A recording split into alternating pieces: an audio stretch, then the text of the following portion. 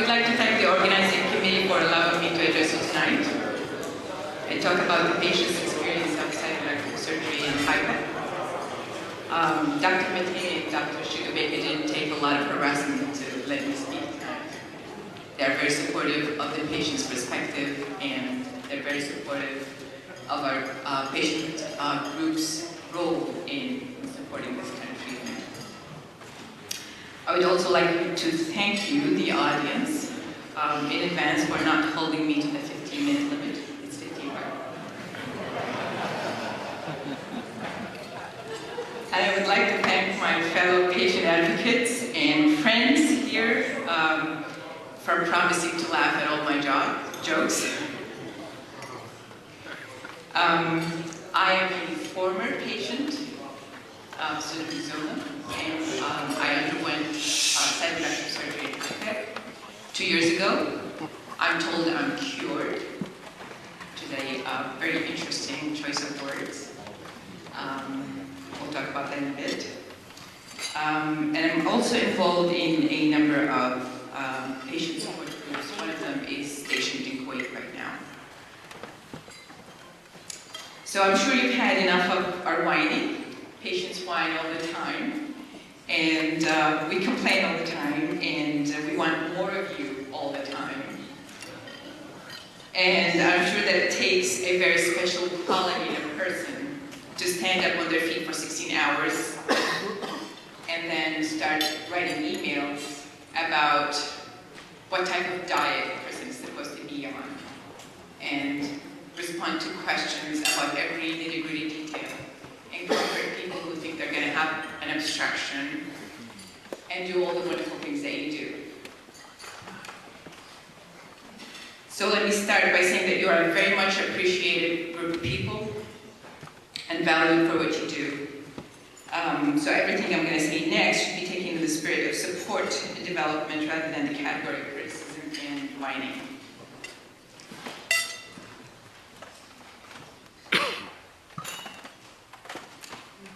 But we learn from you that there is always room for improvement.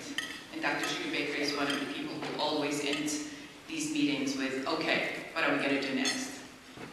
And I hope that what I'm going to say today will contribute to that.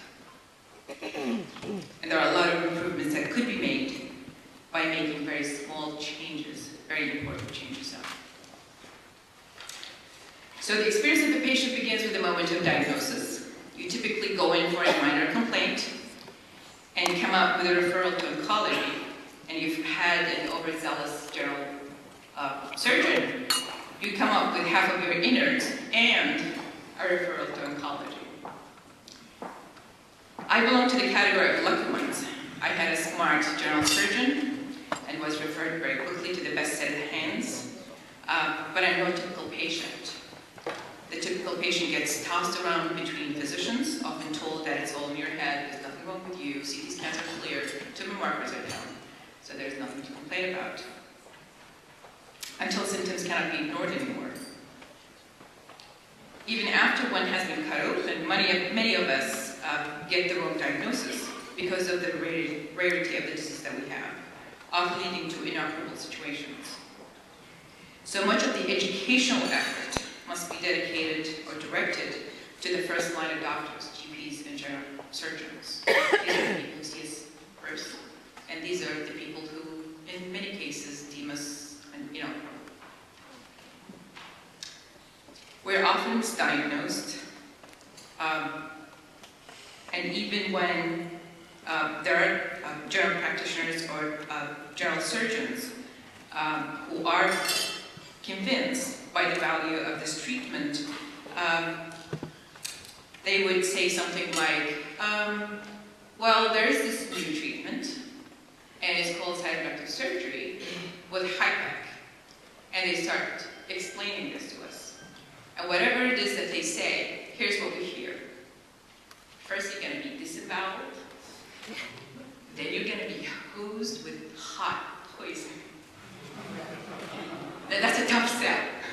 And the person who's selling it has to be really educated, not only in the details of that treatment, but also in the ways of delivering that news to the patient.